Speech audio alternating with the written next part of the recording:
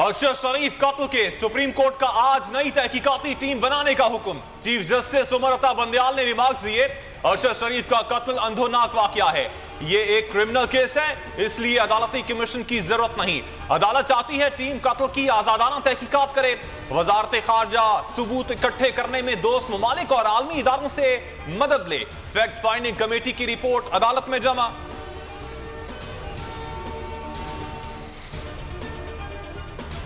सिर्फ अपने बेटे के लिए इंसाफ चाहिए। शहीद अरशद शरीफ की बूढ़ी वालदा की व्हीलचेयर पर सुप्रीम कोर्ट में दुहाई, बेटे का जिक्र करते हुए आप दीदा हो गई। कहा, जो मेरे बेटे के साथ हुआ वो किसी और मां के साथ ना हो। अदालत को बताया कैसे अरशद को पहले पाकिस्तान फिर दुबई से निकाला गया।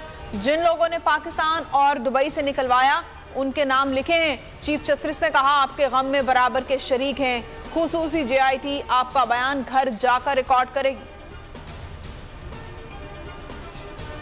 हुआ और जो है वो केस जो है वो शुरू हुआ, क्योंकि पहले तो ये कुछ भी नहीं हो रहा था। इतने मतलब आपको पता है कि दिन हो गए थे, और इस तरह होता है कि जब इतने दिन गुजर जाए जो शवाहिद मिटाए जाते हैं।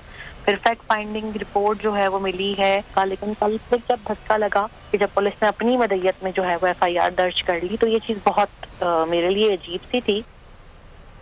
अरशद शरीफ की दुखी वालिदा की बेटे के कत्ल की FIR के लिए सुप्रीम कोर्ट में दरखास्त। दहशतगर्दी की दफात के साथ FIR दर्ज करने की इस्तदा।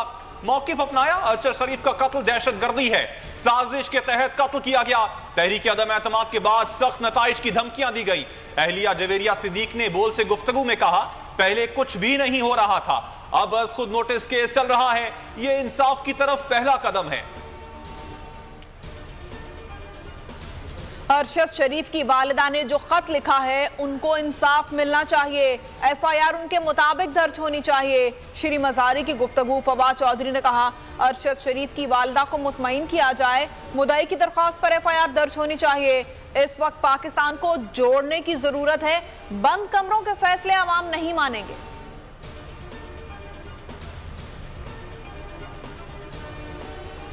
अरशद शरीफ को मंसूबा बंदी के तहत कत्ल किया गया। कीनिया में मेजबानों का किरदार तहकीक तलब है। फैक्ट फाइंडिंग कमेटी की रिपोर्ट में इंकशाफात। रिपोर्ट के मुताबिक अहम किरदार अरशद शरीफ से राबते में थे। हुकूमत तब्दील के बाद अरशद शरीफ के ब्रिगेडियर शफीक से इख्तलाफात हो गए थे। वकील ने बताया, अरशद शरीफ के खिलाफ कुछ मुकदमात ब्रिगेडियर शफीक के कहने पर दर्ज हुए।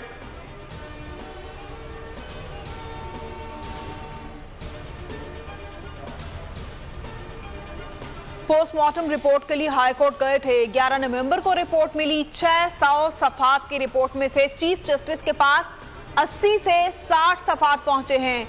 अरशद शरीफ के वकील की बोल न्यूज से गुफ्तगू।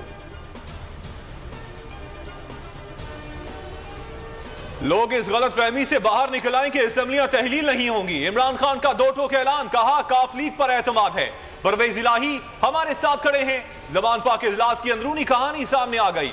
रवा माह के आखिरी हफ्ते असेंबलियां तहलील करने का फैसला।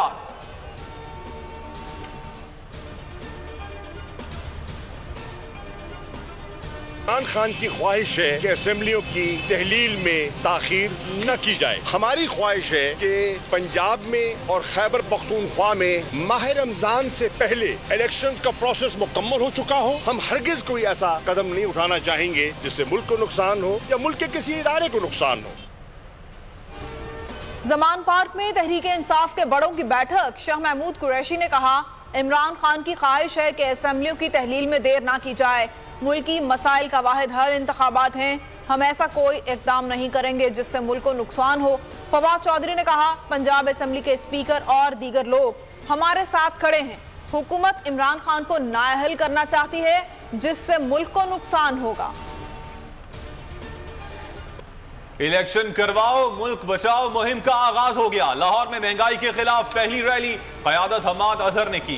एहतजाजी रैली गुलशन रावी से लेकर यतीम खाना चौक तक निकाली गई।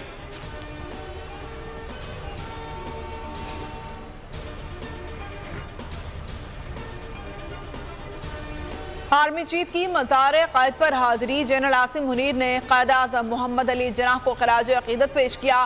फूलों की चादर चढ़ाई और फातिहा खानी की। सिपह सालार ने कोर हेडक्वार्टर्स कराची का दौरा भी किया। कराची आमद पर core commander lieutenant general Mohammad Saeed ने इस्तकबाल किया।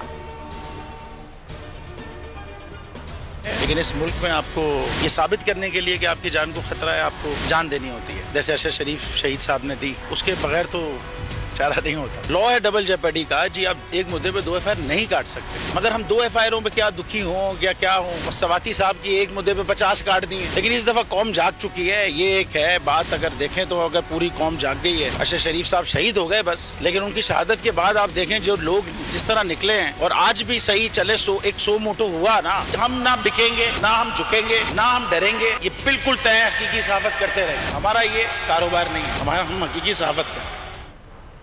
बोल न्यूज हकीकी सहाफत का आलम बरदार। हर चैलेंज, हर मुश्किल के सामने बोल खड़ा रहा, बोल डटा रहा। बोल ने हमेशा हकीकी सहाफत का प्रचार किया, आवाम को हक और सच दिखाया। साइफर से हकीकी आजादी मार्च तक बोल कभी झुका नहीं, बोल कभी बिका नहीं। बोल आवाम की दुआओं का तलबगार। बोल न्यूज के senior anchor person Imran Riaz Khan का वीजा मंसूख। चंद दिन पहले भी वीजा रुकवाया गया। इसी तरह अरशद शरीफ का दुबई वीजा मंसूख कराया गया था। इमरान रियाज का ट्वीट कहते हैं, बोल न्यूज पर कुछ लोगों को निकालने के लिए दबाव है। बोल न्यूज दबाव के बावजूद डटा हुआ है।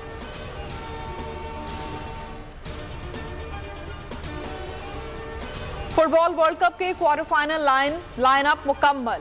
8 टीमें सेमीफाइनल में रसाई की जंग लड़ेंगी। ब्राजील, क्रोएशिया, पुर्तगाल और मराकश अगले मरहले में पहुंच गए। अर्जेंटाइन, नीदरलैंड्स, फ्रांस और इंग्लैंड ने भी रसाई हासिल कर ली।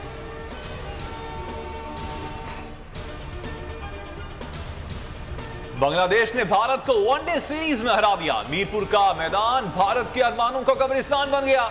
दूसरे मैच में 5 रन से शिकस्त। बांग्लादेश ने 3 वनडे मैचेस पर मुश्तमिल सीरीज में 2-0 की फैसलाकुन बरतरी हासिल कर ली।